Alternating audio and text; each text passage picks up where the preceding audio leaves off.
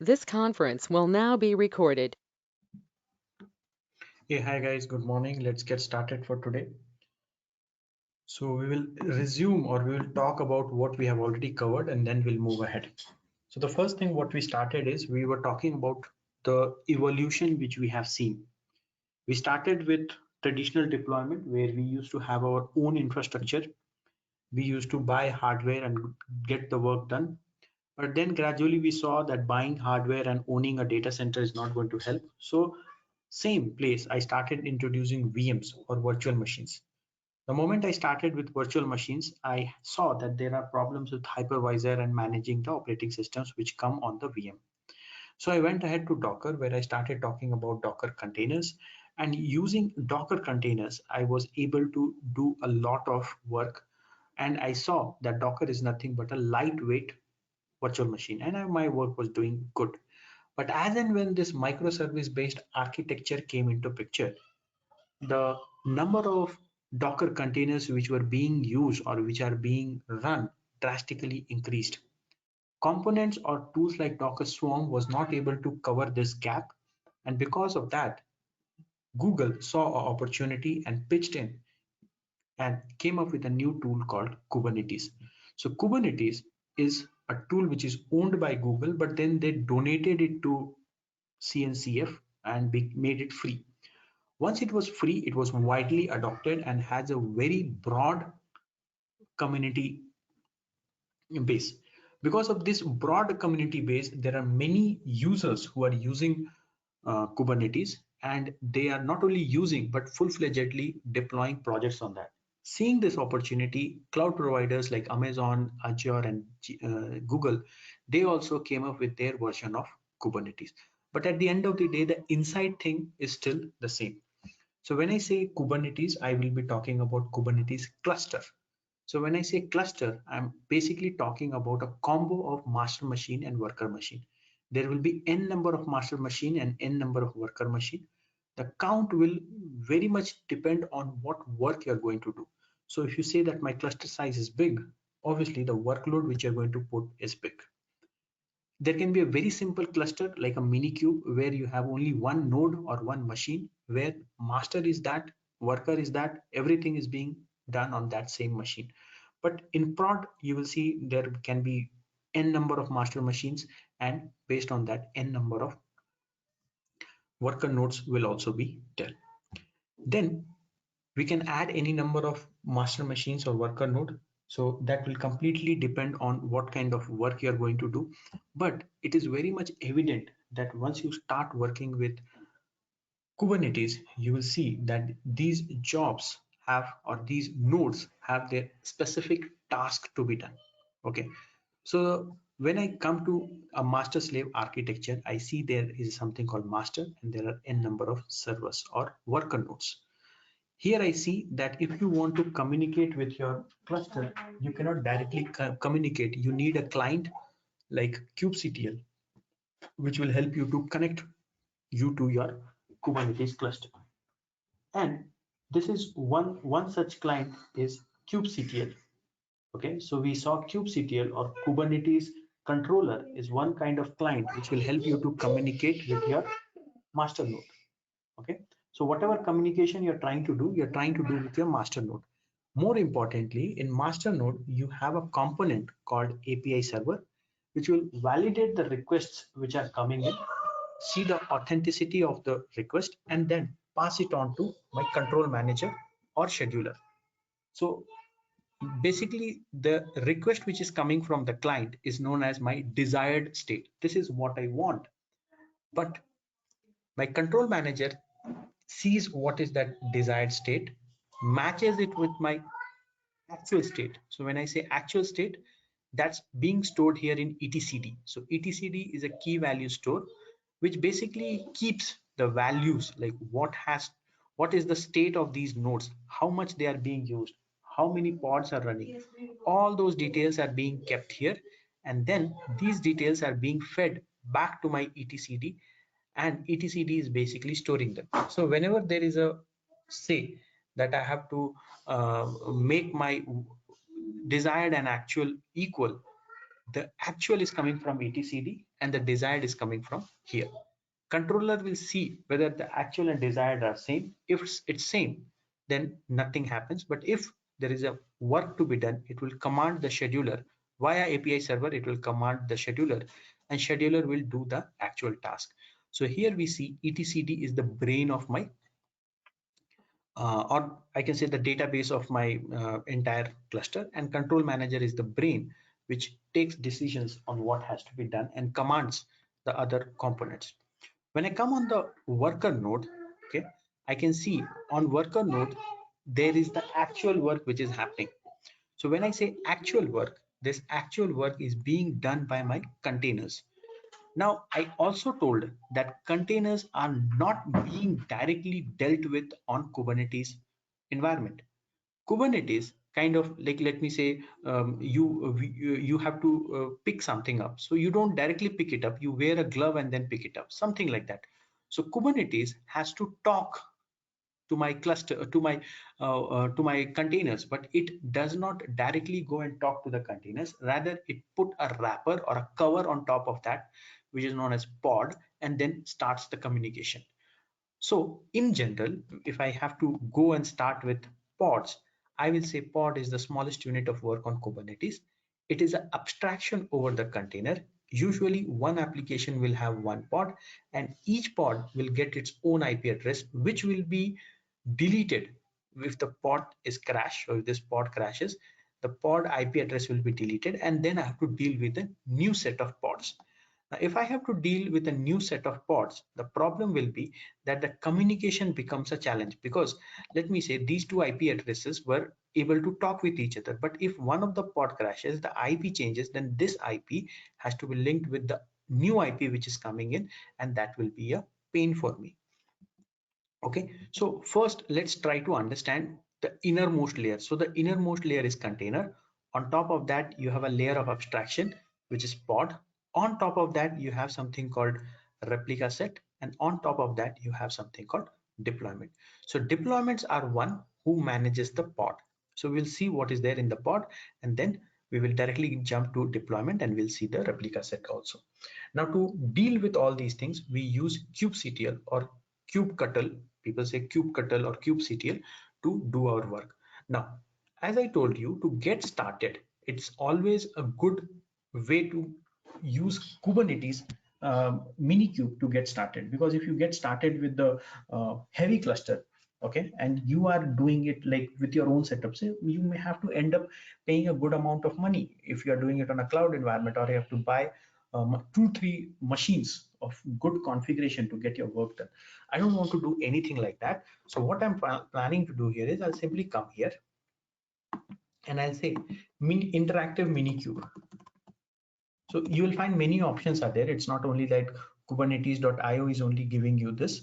You can get many terminals on Kubernetes on internet which are providing these Kubernetes environment.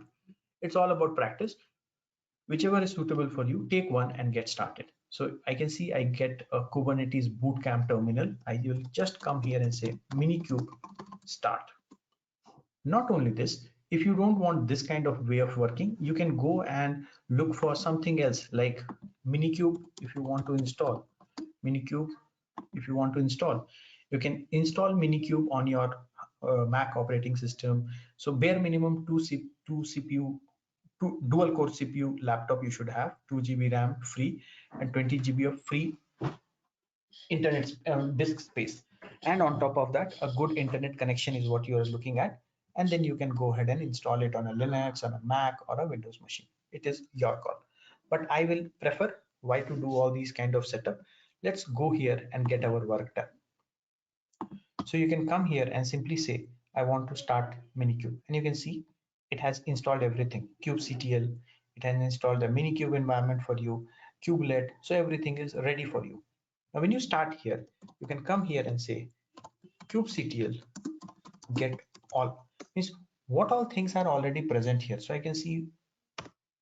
So when I come here, I can see only one default service, which is cluster IP is present here. So you can just leave it for time being, just ignore this for time being. I'll tell you what is a service and all.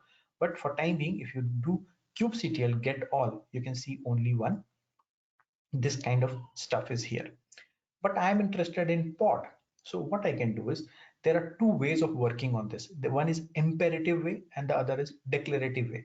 So imperative way means you write the command here itself. Okay, I can give you one such example. So if you come, this is my GitHub repository.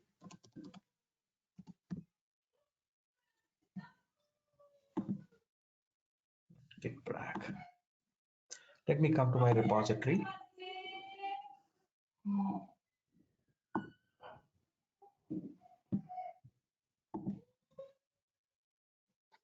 Okay, so here I have a lot of things which I will be kubectl common commands.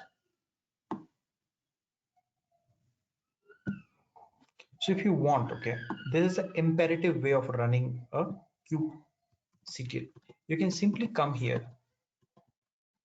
You can come here, put this out, take this, and run it like this. So basically, you're saying kubectl create a deployment for me with the name as test nginx and run the image, this thing in between. Okay, so if you run like this, a deployment will be created with one value, which with only one value which you have provided, the image. Apart from that, everything will be taken as a default. So if I click on this, it says deployment test nginx has been created. So I told you that when you create a deployment, along with that, so if you go to this guy, so if you go to deployment, along with that, a replica set, a pod will be created. Okay, so if I come here and say kubectl get all, and if you see carefully, this time I have given kubectl get all, so you can see here this service was there by default, so I'm not considering this. This kubectl is what I'm considering now. So I can see I got a pod, and inside that pod, you can see pod, and inside that pod, a test nginx this is running, and it is one by one. Means the replica set is one, or the replica is how many instances you want. Okay, so one by one, so one. There is a service called Kubernetes. Just ignore this. You can see here there is a deployment here called test nginx being created here, and then at the last there is a replica set which you can see. So see here, just see here, the deployment is at the topmost layer, so the name is test nginx. Inside the deployment there is a replica set, so test nginx followed by some characters, and and inside that the pod is there, so test nginx followed by those characters which come from replica set followed by a unique this thing. If you want, you can go inside and see what is this. You can say kubectl describe pod and the pod id. So let me just first take the pod id. So this is the pod id. Copy this and paste it here. So I'm saying kubectl describe pod test nginx. Let's go inside. So if you come here, you can see this is the entire story for that pod. This is what I have written: kubectl describe pod. So it's saying this is the name of the pod. This is the default namespace. It is being created under a node called MiniCube. This is the date and time when it has been created, and it has been created by test nginx. Okay, it is currently running, and if you go deep inside, it talks about the replica set on top of it, and it talks about the image which it is running, and at the end of the day, it is also telling you what actually happened. So first, it was saying that the scheduler assigned me the task that I have to go and run in the MiniCube. Then the image was pulled. Then the pull was successful. Then a container was created. Wait, where are you? Then a container was created, and then this nginx thing was started. Okay, let's clear all these things. Again, if you come back here and say kubectl get all, you can see there is a replica set being created here. This is the replica set. So if you go inside the replica set, it will basically talk about the replica thing or how many instances you want. So you can come here and say kubectl get, sorry, kubectl describe, and this is replica set. So you can give rs, you can copy this name, copy, and you can paste it here. And it talks about the entire replica set. So basically it talks about that the replicas, the current state and the desired state, the actual state is one and the desired state is one. So one container is running and zero succeeded, zero waiting, zero failed, means there's nothing else to be done. Okay, see here it's saying desired state is one and the current state is one. So it is always doing a comparison of that, and it is clearly telling you that this is what you wanted me to run. Then the last thing or the most important thing in this entire chunk is the deployment. So I'll say kubectl get, you can say get all, or you can say get deployment. So I just want to see the deployment. So this is the test deployment which I have, or test nginx which I have. So I will come here and say kubectl get, sorry, kubectl describe and the name of the pod. Or first I have to say deployment and the name of the deployment, which is test nginx. So it is all giving you the entire story, what happened and when was it created. There is something called rolling update, which we'll be discussing later. This is the image. This is the replica. So replica set got created. All those details are being told here. Okay. So net, if you see here, the imperative way or one single line which I gave, okay, it created a lot of things for me. It created a replica set, it created a pod, it created a deployment for me. But can you just tell me where is this deployment thing? So if you want, you can go and figure out that deployment. If you come here and say kubectl edit deployment deployment and the name of the deployment. So this is the name of the deployment.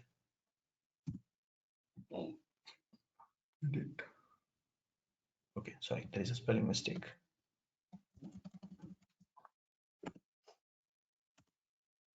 So you can see here internally, I just told one single line. I just told this much. kubectl create deployment name as test nginx, and this is the image. But internally, it went ahead and wrote this big YAML file for me. This big YAML file for me. And the most important thing which I should be seeing here is that, like my any other file, it starts with API version. It says what kind is this, so it's a deployment. Then in metadata section, it is just telling the name, it's first revision. It is telling you the time, and then there is something called label given here, and then the spec section or the specification section. And in the specification section here, it is going and telling you what containers are getting used. See here, it is telling you that nginx this container is getting used. Obviously, if you make changes here, it will go ahead and quickly apply those changes. But what basically has happened here is that I only gave one line, okay, and based on that line the entire story was framed in the background. But many a times you will not want to go that way, or you don't want to work in that way. Like you just come here and give one story or one line. Now if I want to delete it, rather than saying create, I'll simply come here and say delete deployment test nginx.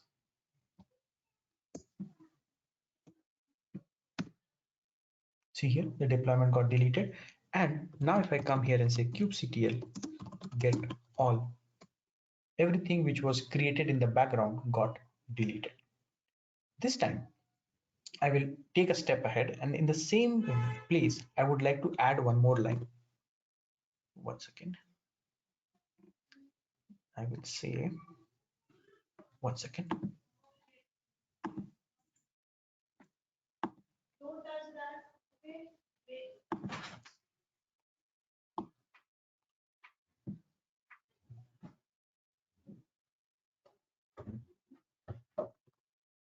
So I will just come here and say the same line, but I'll add something here. Common commands. I'll take this thing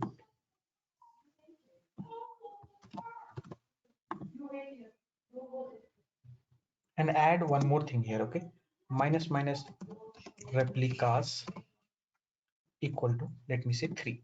I want to run 3 instances of my pod. Now if you see here, it says deployment has been created. If I come here and say kubectl get all, I can say replicas is 3. That's why I can see 3 pods are running. 1, 2, 3. And definitely these 3 pods are running at 3 different IP addresses. So if I want to see all of them, I'll say kubectl get pods minus o wide. See here, these 3 pods are running at 3 different IP addresses. Okay, this replicas is equal to 3 is nothing but the replica set which I want, and I'm saying my desired state is 3, my current state is 3. If I come here and make some changes, like if I come here and say kubectl run, I want to make some changes. Creation is already done, right? I'll just come here and say kubectl run, and I will make the replica count as 1.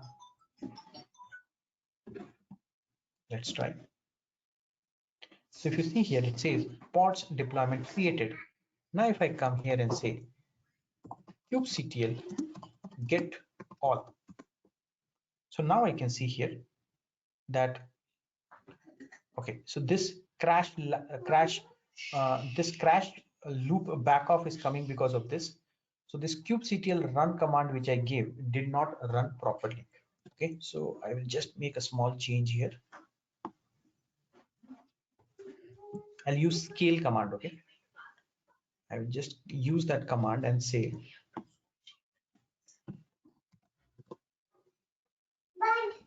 let's clear all these things.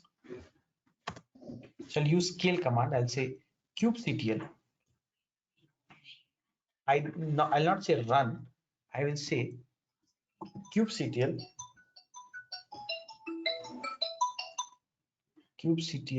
and let me paste it. So I'll say kubectl scale, and the deployment name is test nginx. Rather than saying replica is 3, I'll make it as 1. So now it says kubectl has been scaled, or the deployment has been scaled. So if I come here and say kubectl get all, I can see that this is getting terminated, this is getting terminated. Only this guy is what is running. I'll also delete this pod. Wait a second. Kubectl delete pod. Okay, now if I come here and say kubectl get all, okay, and wait, see here, 1 pod is running, deployment is there, and in the replica set the desired state is 1, the current state is 1. Why it happened? Because here I told the replica I want as 1, and again if I come back here and I say the replica I want as 5, so it says it has been deployed. Let me clear everything.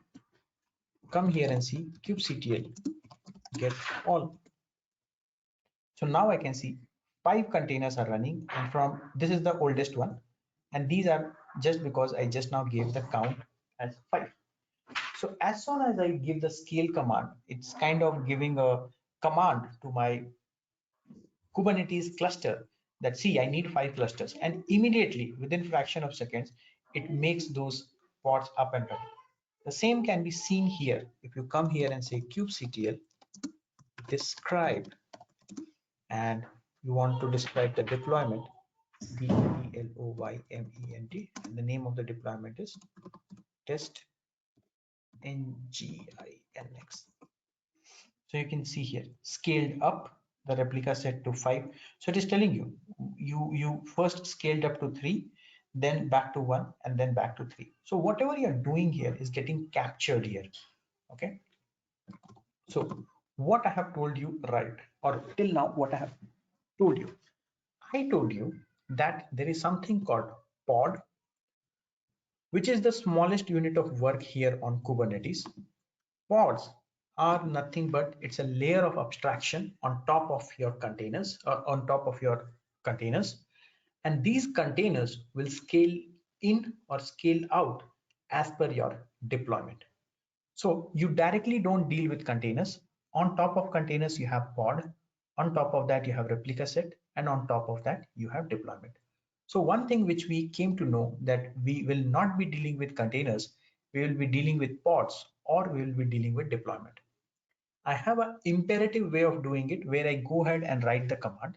I also have a declarative way of doing it where I write a configuration file, and based on that configuration file, my work is being done. So to know how that configuration file looks like, I'll go to Google and I will say kubernetes.io, so kubernetes.io, and I will go to the docs or directly to kubernetes.io, and I will look for, or I can come here, I want to go blogs. I will say I'm looking for a deployment file. So it will bring me to this place. And here it talks about what is deployment and all those things, what are the use cases. But in short, I know deployment is nothing but it's a blueprint. Okay. And using this blueprint or using this template, you can just say that I want 3 replica sets, I want 5, I want 20, I want 100. Those many instances will quickly get created and it will be up and running for you. So if I have to understand this thing, because in future I may have to write this, so writing will be very easy if you understand what component is doing what. So first is API version and the kind. So this will always be there. You write a pod, you write a YAML, you write a service file, you write a deployment file, anything, this thing will always be there. So API version, it will, Kubernetes will only tell you what version is the latest version right now. So always refer to the documentation. So API version, apps v1 is the latest one. Kind is, it's a deployment file. In the metadata, we basically give a name to this file. You can give any name of your choice. Then other components want to look for this. So there is a label called nginx. So wherever there will be a match to this keyword, this will get linked to that component. Okay, so down the line when I'm teaching you service, how a service will find where I should get attached or how should I get linked. So this app will be able to help you. In the spec section also you will see there is an app nginx. So this guy, this is the specification for replica set. So how replica set will say, so replica is 3, means I have to make 3 copies, but 3 copies of what? 3 copies of nginx deployment. Inside nginx deployment, what I have? So inside nginx deployment, you have a container whose name is nginx and the image is this, and it is running at port 80. So if you remember, this is exactly a same file which you are getting what you got when you ran it imperative way. But when you ran it on an imperative way, a single piece of line, then default values were picked up, but not always you would like to go with the default values. You would like to go with your own values. So you will create a file here like nano, I will say nginx nginx de deployment.yaml. So remember one thing, whatever you are writing here, whatever configuration you are writing here will always and always go and become or always be written in a YAML format. So come down here and copy this part. For time being, let's copy. Later, we'll learn how to write our own YAML files. So just come here and paste it. So you can see here, there is something called API version, apps v1. The kind is deployment. The next part is metadata. Nginx deployment is a name given. The match label is nginx. It should match to this guy. So it will come to know 3 replicas is what I have to make. And then in the container section, it says that this is the container which I have to spin at port number 80. Okay. So if you do a control X, Y, enter, and come here and say kubectl apply -f. So I'm talking about a file. I'll say nginx deployment.yaml. It means whatever commands I've written inside this file, you apply that or run that. So if you execute this, you will see deployment, nginx deployment has been created. So if you come here and say kubectl get all, sorry,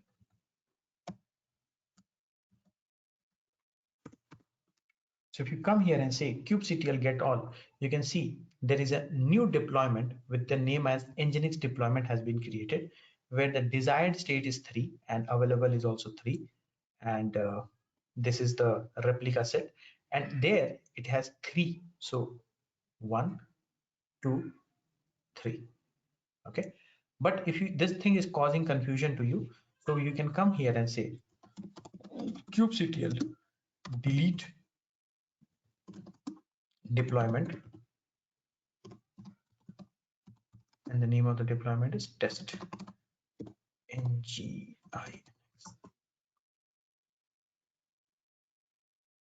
Okay. Okay, sorry, the spelling is wrong. DELE.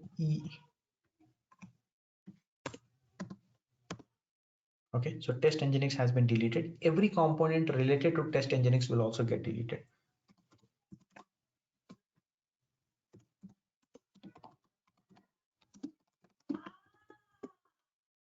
See here, test nginx is gone and I can only see nginx deployment. Now, if you want to delete this guy also, you can come here and say kubectl, instead of apply, say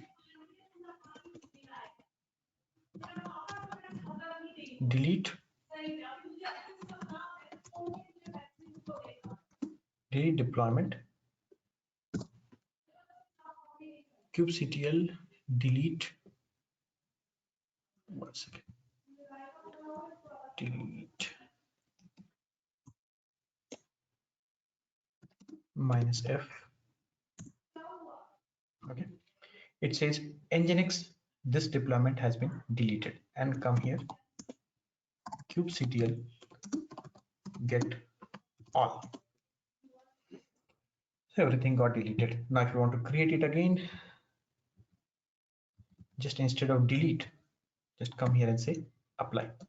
So the better way of working will always be that you write a configuration file and keep working with that. The benefit is that every time you don't have to write those commands again and again. One config file can be reused any number of times. Okay, so that's the benefit of using a config files. But yes, you will need a good amount of practice to write the config files. Okay, one thing which I saw here is whenever I create a pod, that pod gets an IP address, and every time if I go and delete the pod, or automatically the pod gets deleted, the IP address also changes. But I would not want that the IP address should change. I would rather want that the IP address should remain stagnant, or it kind of fixed. So instead of using an IP address, you start using a service. Okay, so what is service?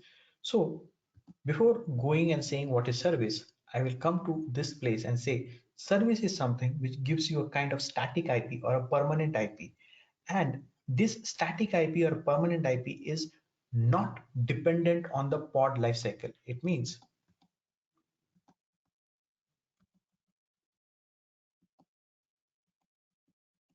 one second.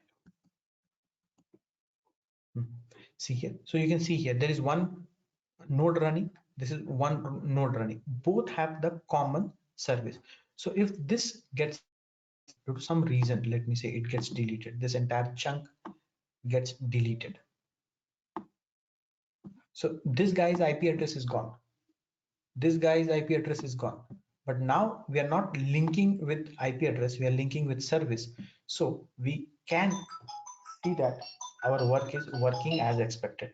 Okay. More importantly, when the new machine will come up, because there is desired state and all those things. So when new machine will come up, it will directly link itself to the service which I'm seeing here. So that's the benefit of service. Exactly this is what I'm trying to explain you. So if this total node crashes, node is nothing but it's a machine. So if this machine crashes, okay, there will be the other machine which will be up and running, and that other machine has something called service attached to it, and this service will, and this other machine, that service whatever you're talking about, will help me to keep my application alive. Okay, so I need service. So service will basically do two things to me. Okay, so service does two things to me. First is it gives me a permanent IP. Okay, so that my machines do not depend on the IP address, they get a permanent IP. And if the pod dies, my service is not linked to that. Second is it also helps, like it acts like a load balancer. So now if I have this service and there are three pods running, so whenever a request will come from the client side, this service can help me to decide where it will go. So in short, if I say service is a component which will help me to do load balancing, and also it will help me to give a static IP. Now the point is, how can I create a service, or how many types of services are there? So basically services are of four types, out of which cluster IP is the basic one, or is the default one. Okay, then you have node port, which is external IP. Then you have load balancer, which is again a external IP, and headless is a special kind of service. So we will talk about them one by one. Obviously we'll see examples to understand which one is doing what, and then only we'll go with that thing. Now if you talk about service, okay, service is nothing but I'm saying it's a permanent IP. So if you want to contact this guy, the service, or if I come here and show you, if I come here and say kubectl get service, you can see here service is nothing but it's an IP address followed by a port number. So basically it is trying to tell you that this cluster, which, one second, kubectl get service. So it is basically trying to tell you that if you want to access whatever is inside your container, you can access it via this IP address followed by this port number. Like the number will be something like this: 10.96.0.1:443, something like this. But this is good for testing purpose. For internal application, it is good. So for internal service, yes, it is good. But externally, if you want to access something, some applications which are running, you would like to give a proper name, like myappservice.com. So those kind of features are not available if you're using service. So if you want that kind of feature, you need to use Ingress. So Ingress works on top of service and it will give you a proper domain name. So if you're running some application on Kubernetes, so you should use Ingress, like www.uber.com. So that uber.com is working because of this Ingress service. So first the request will come to Ingress, it will convert it to my service, and then it will hit the pod where the actual application is running. Okay, so that's Ingress for you. Coming back to my service, I told you service is of four types. The three ones which I mentioned here, you can see here. If you say cluster IP, this is the default one, and you don't have to do anything. Basically, if you don't write any service, by default it will consider that it is cluster IP. But if you write type as cluster IP, it will mention that this is a cluster IP. So if you come here, see here, the type is cluster IP. How does a service file look like? So if you want to see this service, you can come here and say kubectl edit service and the name of the service. So name of the service is Kubernetes. Okay, let me copy it, paste it here. See here. So this is how a service file will look like. Again, API version is there, kind service is there, there is some metadata, there is a label which it is going to match, and then come here, there is something called specs, and here there is something called cluster IP. And if you come here in the type, it has written cluster IP. So here in the type, if you don't write cluster IP, rather you come and write node port. So it becomes a node port type of service. If you come and write load balancer, it comes and becomes a load balancer. Load balancer and all is basically the best way. Whenever you're using some cloud technology and all, always go for load balancer. It is good. Node port is also okay, but the problem with node port is that the port which you're looking at should be within this range, 30,000 to 32,776. So the basic difference between, so one is this, that cluster IP is the default one or internal. So we say it's an internal service. This is cluster IP. When you talk about external service, you have two types. One is load balancer and the other one is node port. Load balancer is good, but it is expensive. But if you want a cheaper version, you go for node port. But the problem with node port is that it is accessible only at a certain port number, which is within this range. Okay, fine. So this is what my service is going to do. If one of the node is failing, it will make sure that another thing is coming up and there is no dependency on the IP address. Okay, now there is one more component which you need to understand, and to understand, before going and understanding that, I'll just go ahead and show you how can we write a service file. So I'll come here. I don't want this service file. I'll just come out of this. I just came out this. I did not do any edit. So this time I'm going to write a service file. Okay. So I'll just come here and look for a service file.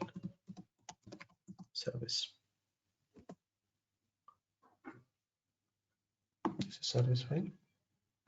And if you want, you can read through this. So this is what it is saying, that if you want, you can create a service file. Now, if you see here, they have not mentioned anything type.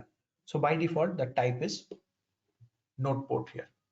Oh, sorry, it is cluster IP. But if you want that it is should be something precise, so you can come here and say, no, here also they're not saying anything.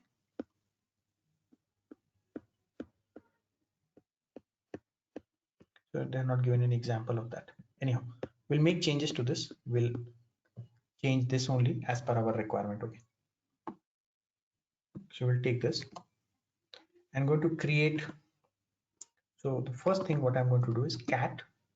Let me clear all these things first. Clear. Okay.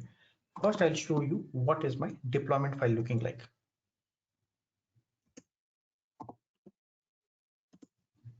Now, if you want to identify this deployment, the app should be nginx. This is one thing which you should know. The app should be nginx. So when I will write the app, I will write as nginx. So let me do that. Nano. I will say nginx service dot YAML and paste that thing. So app version v1, that's okay. Kind is this thing. Name should not be my service. If you remember, the name what I saw there was nginx. Or name you can give anything. nginx service. I'll give a different name. But this selector, this app selector, this must match. Else it will not know where to get attached, where to get linked. And protocol is TCP, port is this. And you can come here and you can follow this.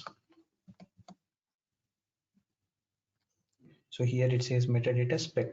In the type, it is saying load balancer. So come here and mention that.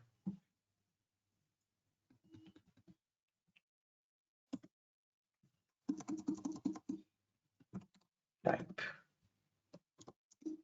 come and say load.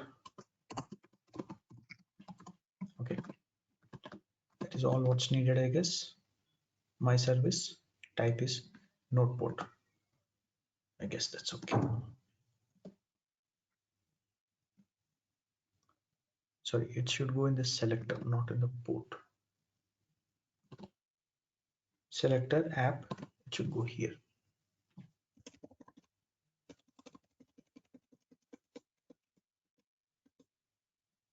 Goes here, here. So I will just match with this. It says selector type is node balancer. Type is load, BALAN, load balancer. Okay. What else? Protocol is TCP. Port number I'll give as 8080. I'll make certain changes here as per my requirement, 8081. And target port is also 8081. 8081. Okay. Control X, Y, enter. I'll come here and say kubectl apply -f nginx service. Enter. Okay. It says there is a problem in your YAML file. Just go ahead and check what's the problem. In line number 9 there is a problem. Okay, there is a space which is missing here.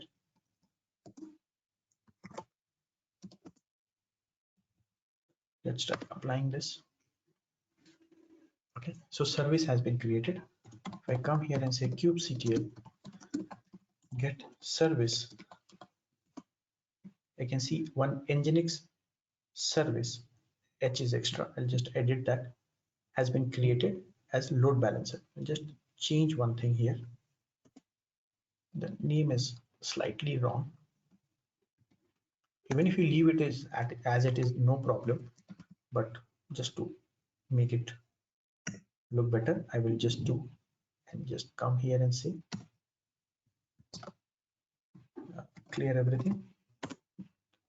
Just kubectl get service.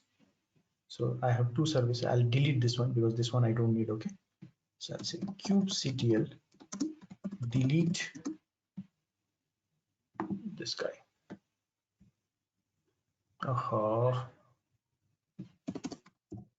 Clear. Let me clear all these things. Kubectl get service. Okay, and I'll come here and say kubectl delete, and I want to delete this guy. Copy service and the name of the service, paste. Okay, so now if I come here, I can see only this service is there and this is the default one. Then I'll also come here and say kubectl apply, and I'll create my deployment also. Kubectl apply -f nginx deployment.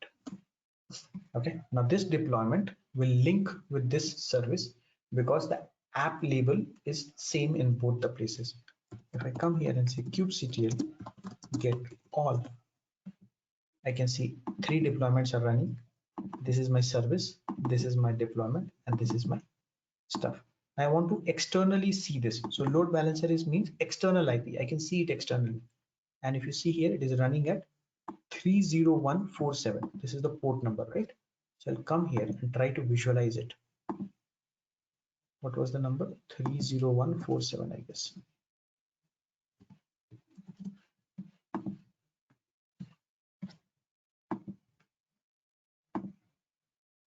Three 30147 only, right?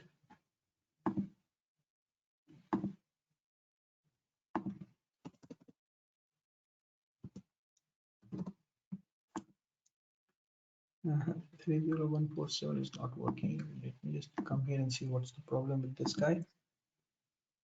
30147. I can try at 8081 also.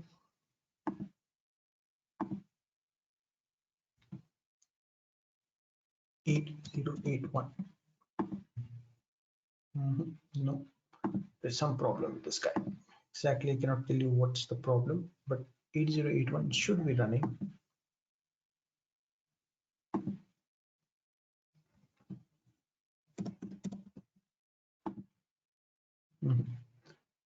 If the service is running on a different port, then please enter the below. No.